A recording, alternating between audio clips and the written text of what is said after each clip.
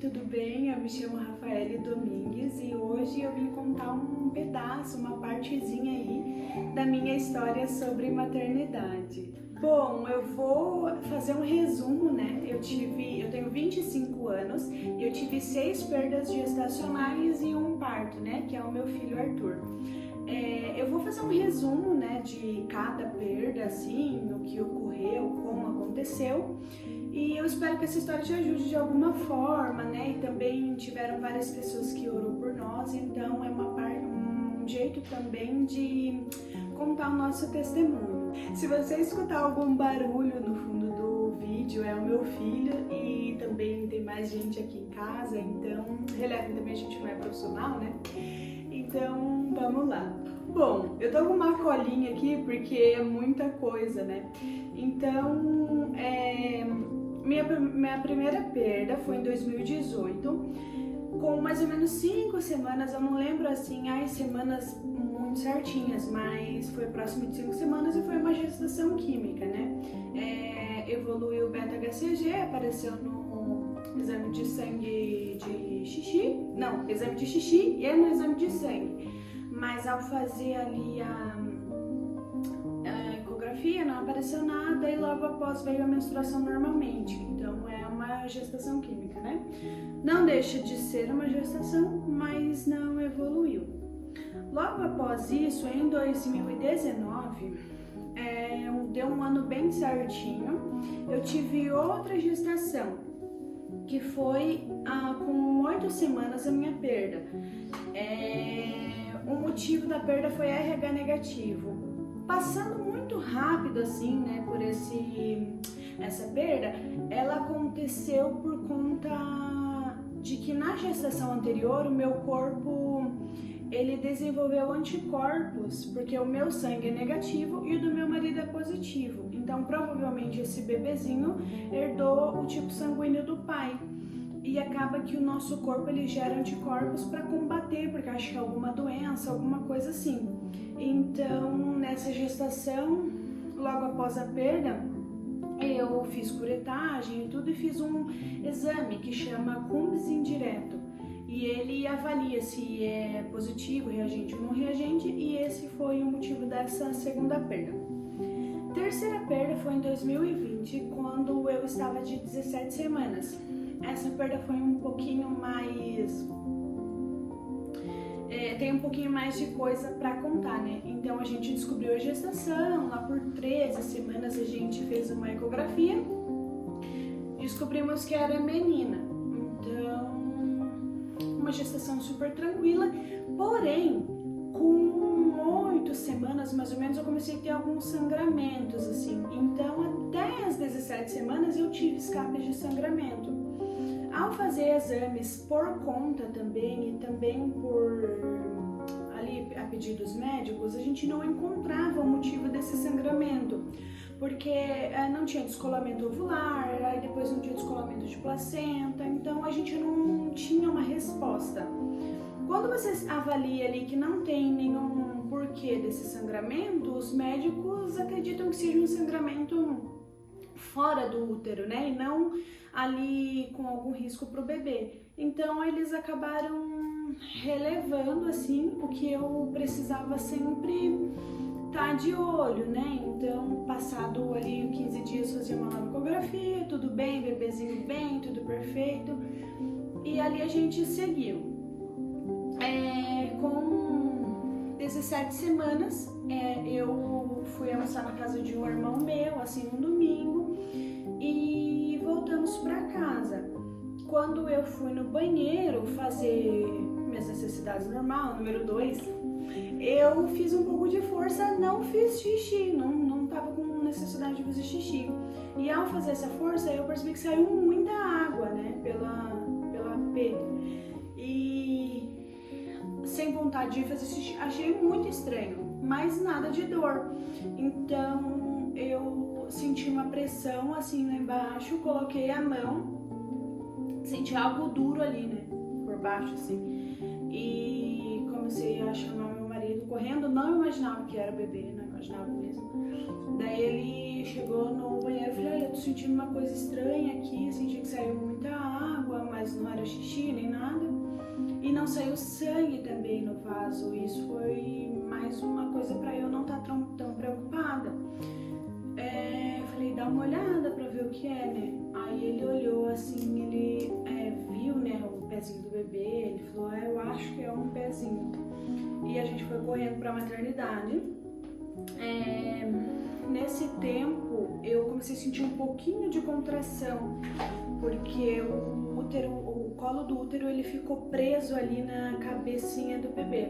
Então, na verdade, os bracinhos ficaram para dentro do útero, da axila para baixo, ele ficou no canal vaginal.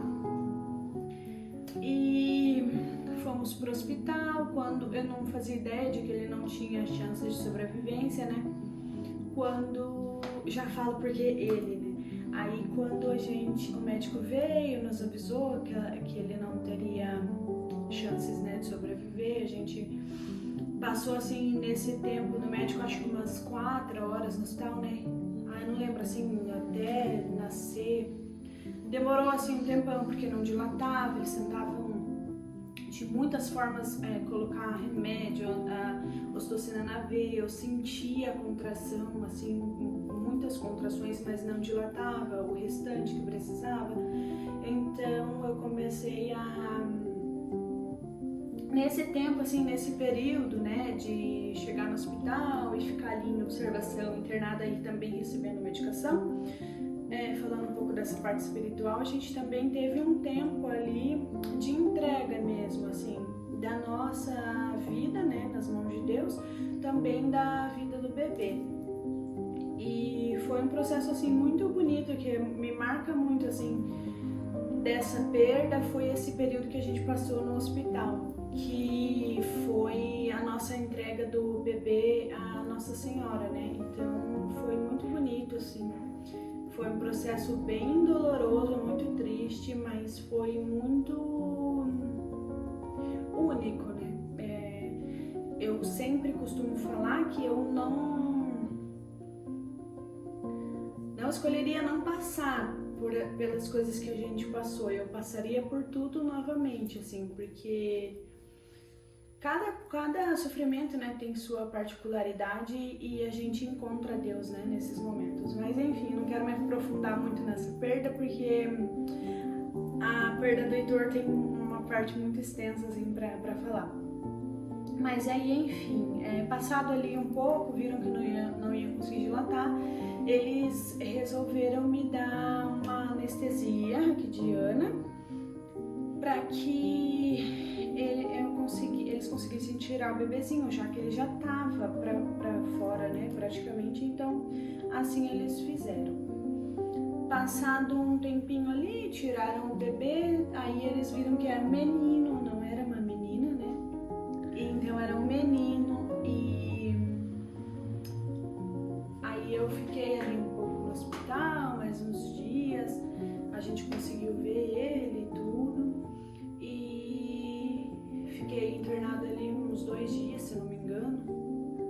Aí voltei para casa. O corpinho dele foi levado para biópsia, para fazer estudos, para ver o porquê desse nascimento prematuro extremo, né? Na verdade, eles chamam até de abortamento, ainda nessa idade gestacional. Passado essa perda do Francisco, tive um aborto retido em 2022. Então, ele nasceu em 2020. Até 2022, eu descobri síndrome do ovário policístico, então foi um período mais longo para engravidar. E nesse ano de 2022 eu fiz uma reeducação alimentar, algumas coisas, e eu engravidei. Porém, tive um aborto retido com 9 semanas, sem explicação, né? A gente não tinha nada assim não tinha nada de descolamento, tava tudo bem, mas não evoluía, não chegou nem a bater o coraçãozinho, ele parou de evoluir muito no iniciozinho. Eu descobri com 9 semanas na primeira ecografia, então a gente já fez também outra curetagem. Então foi a terceira curetagem, né? Porque do Francisco eu também precisei fazer. Passado essa perda do Francisco, que foi anterior a esse abortamento, esse último, a gente pegou o laudo, né, do exame da biópsia de tudo que havia. Então eles fazem lá o estudo do cordão umbilical, do bebê, da água, do líquido amniótico, da placenta, de tudo. Não havia nenhuma infecção, o cordão umbilical estava saudável, o bebezinho estava saudável. O problema que o médico da época me relatou, né, um diagnóstico, foi duas possibilidades: trombofilia ou insuficiência do colo. Eu fiz vários exames e descartamos a trombofilia nesse tempo, né? Então a gente ficou com esse diagnóstico de encurtamento do colo, insuficiência do colo, que é realmente um músculo mais fraco ou mais curto, né? Passado esse diagnóstico, eu procurei um médico de alto risco aqui de Curitiba para me acompanhar nas próximas gestações. Nós não tínhamos certeza de uma próxima gestação, não por nós, né, mas se Deus enviaria outros filhos, e a gente queria pelo menos preparar, né, para que se caso a gente viesse engravidar novamente, a gente tivesse todos os meios para recorrer, para não acontecer mais, né, das perdas. Então a gente encontrou o Dr. Claudinei, que é o meu médico, e ele havia preparado um plano de ação para a próxima gestação que viesse a acontecer. Então em 2023 eu recebi um novo positivo e a gente começou esse plano de ação, né? Então ali a gente fez, com 6 semanas a gente conseguiu escutar o coração, aí com 9 semanas ele nos deu um pedido médico para exame de translucência nucal. Esse exame, acho que todo mundo grávidas deve lembrar, que mede a nuquinha do bebê para ver possíveis alterações cromossômicas, né? Então é uma probabilidade também, né? Ali a nuquinha mais aumentada quer dizer que tem mais probabilidade de ter ou não. O resultado também é meio... não tem muito que você fazer, caso tenha, né? Mas a gente fez, né, por protocolo médico e deu tudo certo. Então, com 12 semanas, a gente fez a cerclagem convencional. E essa cerclagem convencional, eu vou explicar um pouquinho da doença pra gente ir para essa cerclagem que é a solução da doença. Então, o encurtamento do colo do útero, que é o nome da doença, na verdade é a insuficiência isquiocervical, ela se dá com a insuficiência mesmo do músculo do colo do útero, né? Então ela é como uma bexiga, que é o útero, e embaixo ele tem o finalzinho, que é tipo o finalzinho da bexiga. Essa parte ela deve ter no mínimo 25 milímetros. Se ela for mais curta, a mulher tem encurtamento do colo, né? O colo curto. E se ela for comprida e fraca, ela tem a insuficiência mesmo, né? Então, esse era o meu diagnóstico, né?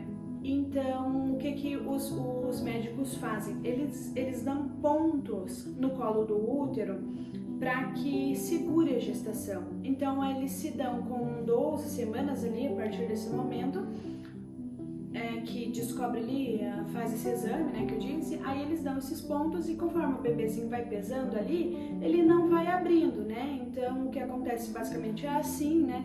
Aí se o bebezinho vai pesando, ele vai diminuindo e ele abre e o bebezinho chega a nascer prematuramente. Se o bebezinho, se tá costurado, ele vai segurando ali, né? Então, nós fizemos isso com 12 semanas. A gente fez isso e levamos uma gestação. Essa cerclagem se recomenda não pegar peso, não se agachar, não fazer esforço físico.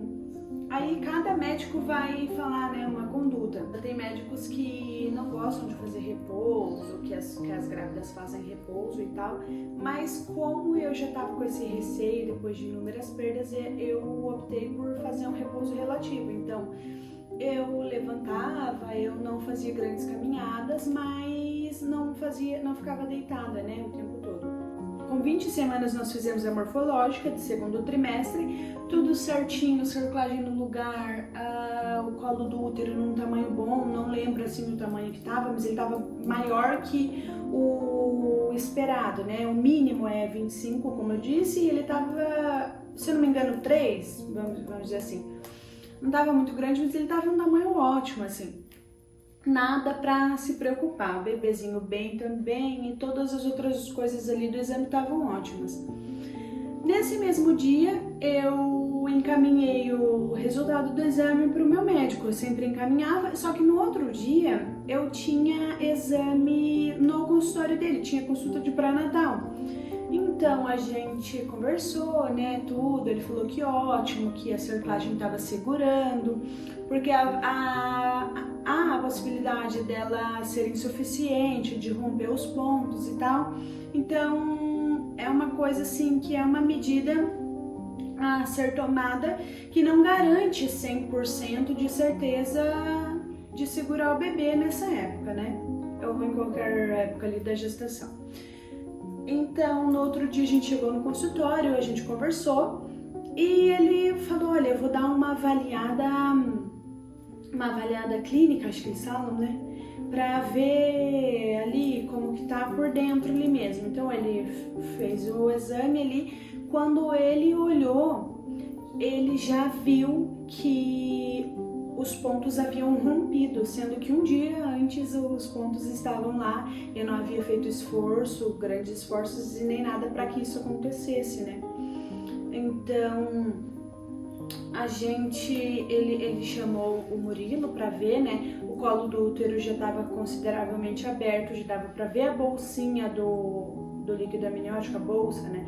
Ali, então já dava para ver o bebê ali do outro lado, então já estava bem aberto ali o colo, né? A partir disso, toda a conversa que a gente teve, né, na consulta havia mudado.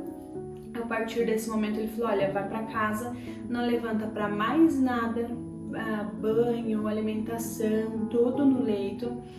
E a gente vai tentar segurar pelo menos 24 semanas, né? Que é quando já existe a chance de vida do bebezinho, né? Então, nesse dia eu tava com 21 semanas, 20 semanas, já falei, né, 20 semanas, e voltamos pra casa, assim, esperançosos, eu diria, assim, de que a gente ia conseguir aguentar, mas eu não imaginava, né, como seria, assim, os dias de repouso e tudo. Então a gente veio para casa, passaram alguns dias ali. Quando deu uma semana de repouso, foi um período até curto, mas muito difícil psicologicamente de estar deitada, tendo um pouco de esperança, mas sabendo que a qualquer hora o bebezinho podia nascer, era assim um terror absoluto, assim, absurdo. Mas eu tava com esperança, assim, sabe? Então, dependia do momento ali, vinha alguma insegurança ou uma certeza que daria certo, enfim. E daí ali depois de uma semana, eu completei 21 semanas, comecei a sentir muita dor nas costas, muita dor. Aí mandei mensagem para minha cunhada e falei, olha, tô sentindo um pouco de dor nas costas, eu acho que é por estar tanto tempo deitada, né? Eu nem sentava na cama. Eu tô com medo, assim, de estar entrando em trabalho de parto. Passou algumas horas, aí começou a ritmar muito as dores, assim, muito. Aí eu comentei com o Murilo. Ele ligou pro meu médico, mas o meu plano não tava cobrindo ainda, né, o parto. E com muita sorte, se o bebê nascesse com 21 semanas, se ele fosse muito gordinho, ele teria alguma chance, né, deles entubarem e fazer alguma coisa. Então, meu médico aconselhou que a gente fosse para um hospital de referência em UTI pediátrica em Curitiba para fazer o parto por lá, né. A gente saiu de casa bem rápido, assim, com o carro, porque as dores estavam muito fortes, a contração estava muito ritmada, estava para fora do canal vaginal, então realmente o trabalho de parto já estava se avançando, né? E ali a gente já deu entrada no internamento. a gente tava calmos assim, mas a gente sabia que viria uma grande aflição, né? Foi um período também assim muito difícil, psicologicamente, só de lembrar assim um pouco ali desse tempo, pelo menos do carro, assim, da viagem de carro até lá, foi muito difícil. E agora falando também um pouco dessa parte espiritual, que eu sempre choro, eu não consigo não chorar, e por isso também que o outro vídeo deu errado, porque eu tava chorando muito feio. Tava chorando muito feio, mas todas as minhas gestações eu sempre entrego assim pra Deus, todos os batimentos do bebezinho, sempre eu entrego. E nas gestações, né, principalmente a do Heitor, assim, eu lembro muito, muito certo, assim, que eu fiz uma oração entregando, eu disse assim, Senhor, eu te entrego, a gente fez uma ecografia antes e ainda a gente não tinha visto os batimentos, porque estava muito recente. E daí eu falei, Senhor, aproveita essa oportunidade que ainda o coraçãozinho desse bebê nem começou a bater. Eu consagro ao Senhor todos os batimentos do coração do meu filho ou da minha filha. E que esses batimentos, a cada vez que o coraçãozinho dele ou dela bater, seja para glorificar o teu nome, seja para engrandecer teu nome, né? Então ali na primeira, daí com 6 semanas que a gente escutou o coraçãozinho, né, eu sempre reforçava, assim, sempre que a gente escutava o coraçãozinho dele, eu reforçava essa oração, assim. E ali foi se passando, no início do repouso me vinha muito forte, assim, todos os dias do repouso, a passagem que Abraão levava o filho para o sacrifício, né?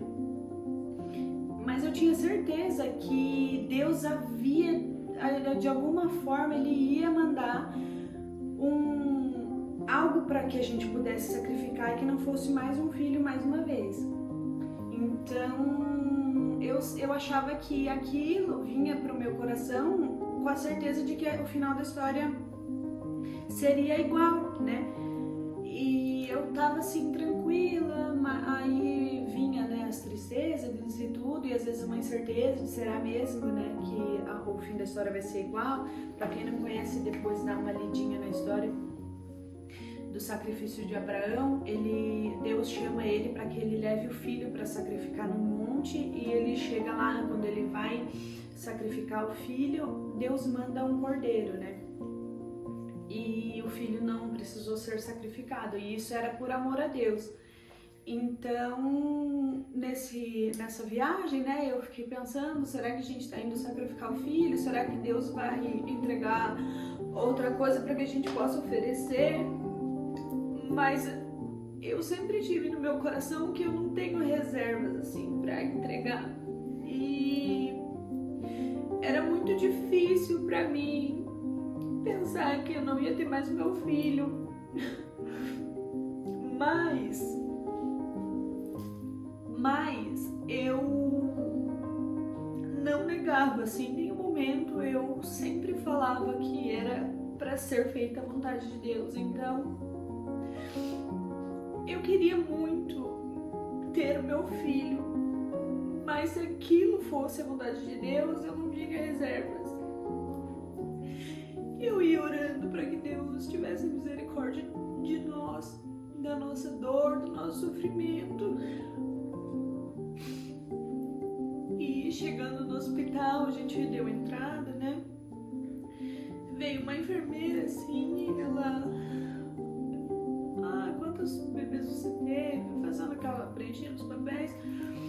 Eu falei quantas perdas eu já havia tido.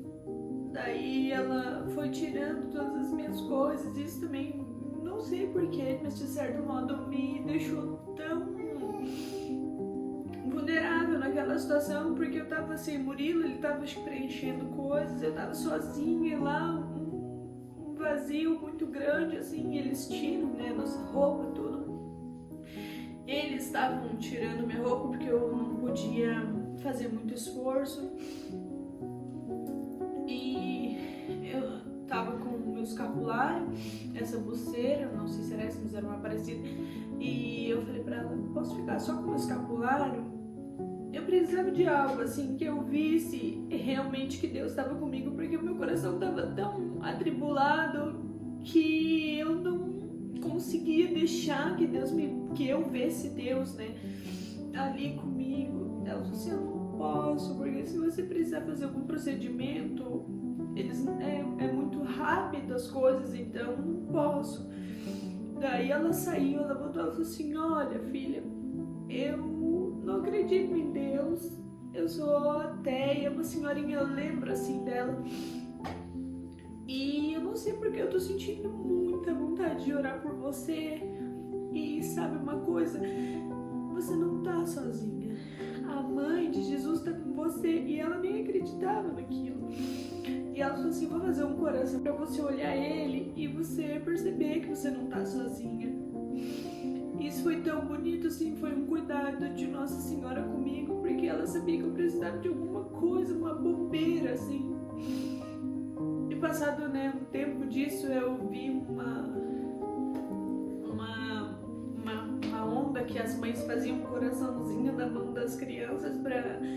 vai no primeiro dia de aula, você olha o coração, se tiver com saudade da mamãe, você olha o coração, né? E aquilo marcou muito, assim, pra mim, porque foi exatamente isso, era uma bobeira, assim, mas foi um cuidado tão bonito e delicado. E ela fez, assim, no esparadrapo do catéter, né? E aí eu olhava aquilo, assim, eu me sentia uma criança de novo, assim. Aí a gente foi pro quarto e muita dor, muita dor. Eles dando remédio pra segurar as contrações e ainda assim não adiantava. Ao mesmo tempo que eu queria que aquela dor acabasse logo, eu não queria, porque eu sabia que assim que meu filho nascesse, ele ia, né, morrer. Então era um misto, assim, de sentimentos. Eu não conseguia entregar ele assim logo, fazer com que o trabalho de parto, ajudar o trabalho de parto. Então eu ficava deitada, não me mexia. E passou um tempo, 5h03, acho, da manhã, né? 5h03 da manhã ele nasceu. Não consegui me segurar, falei pra enfermeira que tava com muita vontade de fazer força, incontrolavelmente. Ela falou, então ainda vai nascer, né? Daí ele nasceu muito pequenininho. Ai, puxou minha veia de novo. Muito pequenininho, molinho, assim, indefeso. A gente não podia fazer nada. Foi absurdamente terrível, assim, a nossa incapacidade de não fazer nada, de não poder fazer nada. Eles perguntaram se a gente queria ver, né? A gente falou que sim, que a gente queria ficar com ele até ele partir. E o Murilo batizou ele no meu colo. E passou ali um pouco, ele tentava muito respirar, ele fazia muito esforço para respirar. E a gente ficou com ele 40 minutos ali, ele foi embora. Aí eles tiraram ele da gente porque eu precisava ir para um procedimento, fazer uma nova curetagem. E os enfermeiros querem ser solícitos, né? E falam uma coisa ou outra, mas o meu coração não tava ali, sabe?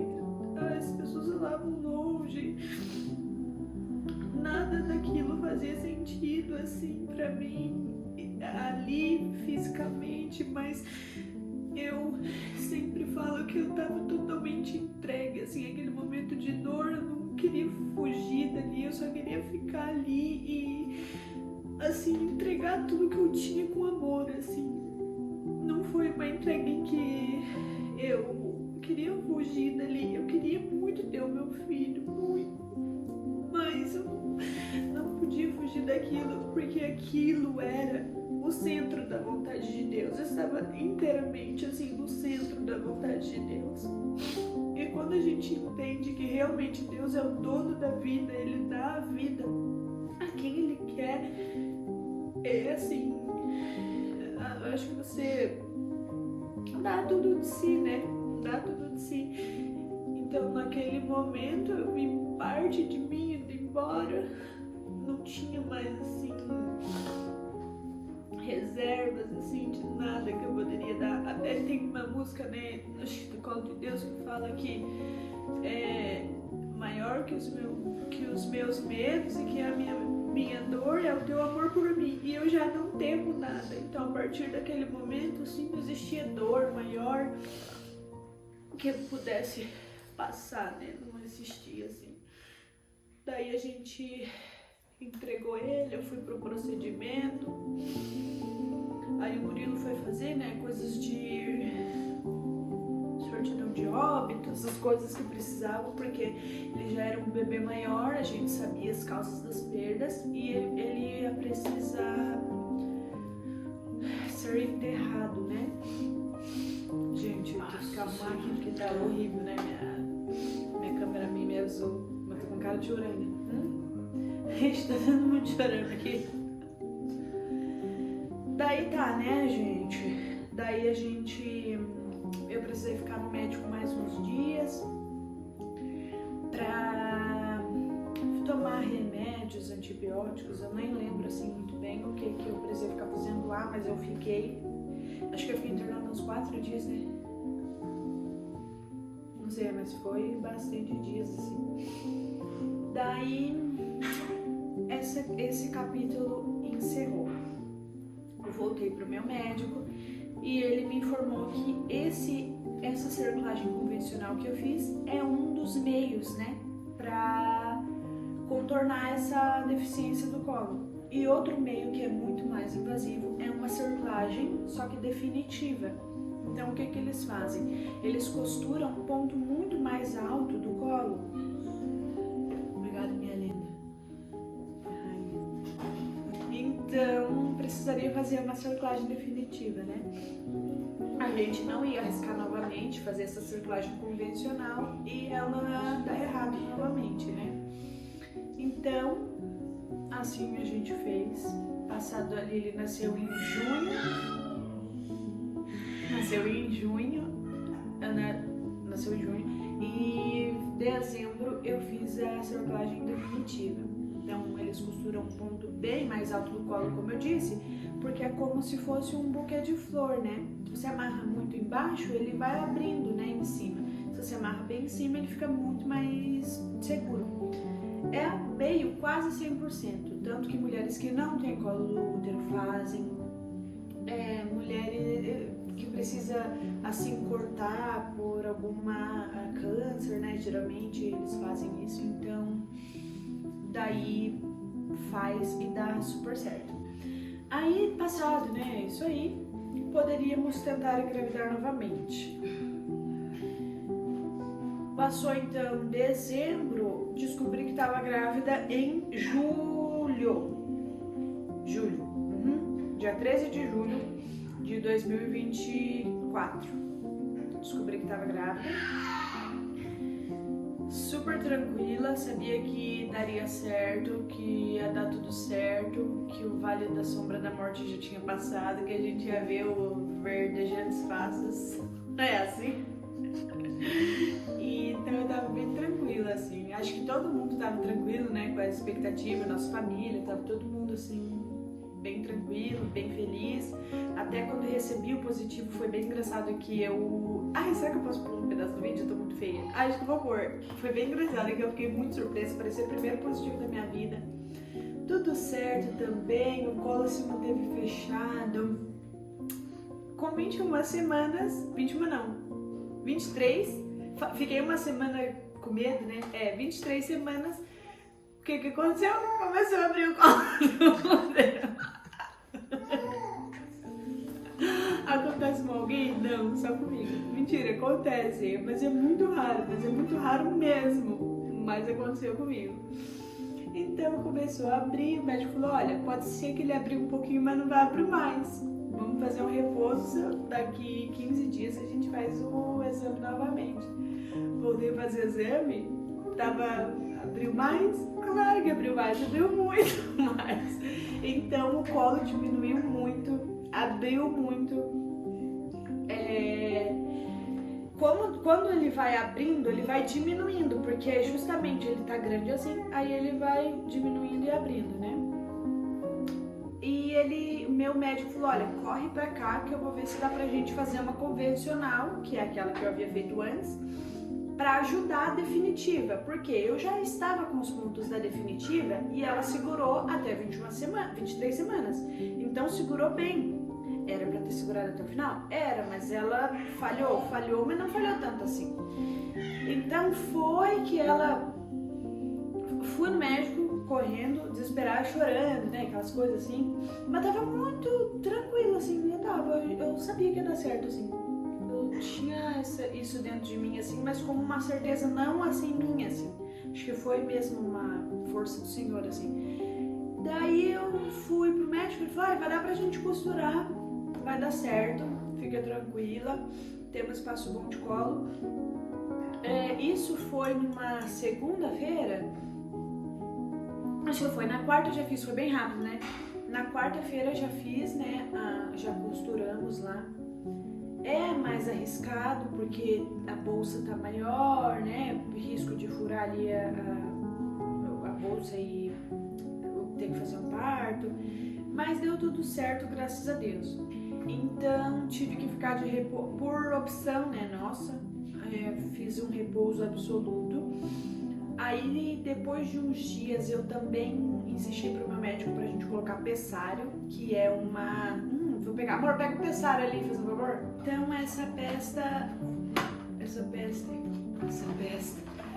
Então essa peça, ela é colocada no colo do útero, né?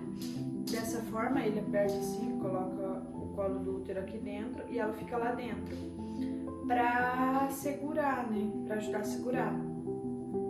Não tem comprovação científica de que ela funcione. Inclusive, ela recebe muito hate porque dá muita infecção.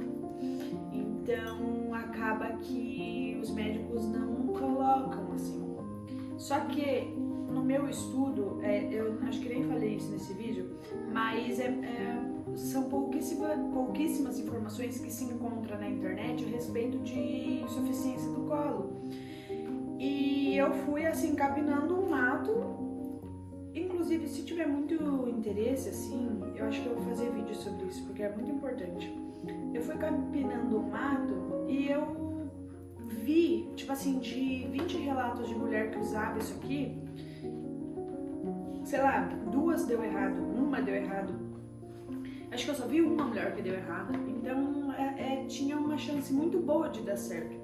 O meu médico, ele era bem relutante, assim, com isso, até porque, né, ele sabe o que ele tá fazendo, mas eu falei, por favor, eu quero tentar tudo, né, pra levar quanto mais longe possível a gravidez. O bebezinho já poderia nascer, ia ficar internado na UTI, né, até ganhar o peso adequado e tal, mas eu queria levar o máximo possível, né, então a gente colocou uma semana depois da cerclagem e assim, foi acho que depois do parto, foi a pior dor que eu senti na minha vida, foi horrível, eu chorava, doeu muito, porque eu acho que no dia cicatrizado aí no ponto lá, menina do céu, mas assim, doeu muito. Talvez se você colocar ele sem estar com o ponto ali, né, vai ser melhor, que é o que a gente vai fazer numa próxima gestação. Conseguimos levar a gestação até 37 semanas e um dia. Então, com a graça de Deus, deu tudo certo. Eu vou fazer um vídeo sobre o dia do parto, um relato de parto, que eu acho que vai ser muito legal contar isso. A outra luzinha também apagou. Mas é isso que é um sinal de que também já é pra acabar o vídeo, que não tem mais muito assunto. Aí, se vocês quiserem outras coisas, outras bobageiras assim de maternidade, eu posso falar, mas vou fazer agora um vídeo do parto do Arthur e outras coisas mais que eu tenho um assunto sobre esse assunto, porque depois do Arthur tive mais uma perda gestacional, bem no início, mas também tenho assunto pra falar disso. E aí é isso, gente. Muito obrigada por assistirem até aqui. Eu espero que meu testemunho de alguma forma te ajude, toque seu coração em algum lugar que o Senhor queira. E com uma aprendizado, assim, né, com isso, é que é tudo pro céu, né? Então não adianta a gente lutar muito, porque o Senhor nos chama, né, quando Ele quer, e a gente vive esse mundo aqui para conquistar o céu. Então é só para isso que a gente tá aqui. Com certeza essas perdas dos meus filhos seriam muito piores se eu não soubesse para onde eles estavam indo, né? Então a gente tem a certeza do céu para eles, e isso é uma coisa que nos conforta muito, que é o que nos mantém em pé, assim, porque não é fácil. Se você já perdeu um filho, você sabe que é uma tristeza enorme, que não acaba, nunca tem fim. Eu acho que ela vai se mostrando de outras formas, né? Mas é uma coisa suportável quando a gente anda com Deus, né? Então é isso. Aí, se vocês quiserem mais reflexões espirituais desse tempo, tem muitos textos legais que eu escrevia, que eu posso compartilhar com vocês. Também tem mais assuntos aí, se vocês quiserem saber, tá? Eu vou mostrar o Arthur agora pra vocês, só bem rápido, e aí a gente encerra o vídeo. Olha, gente, o bebezinho! Agora ele aprendeu a fazer isso. Dá oi. Dá oi. Oi.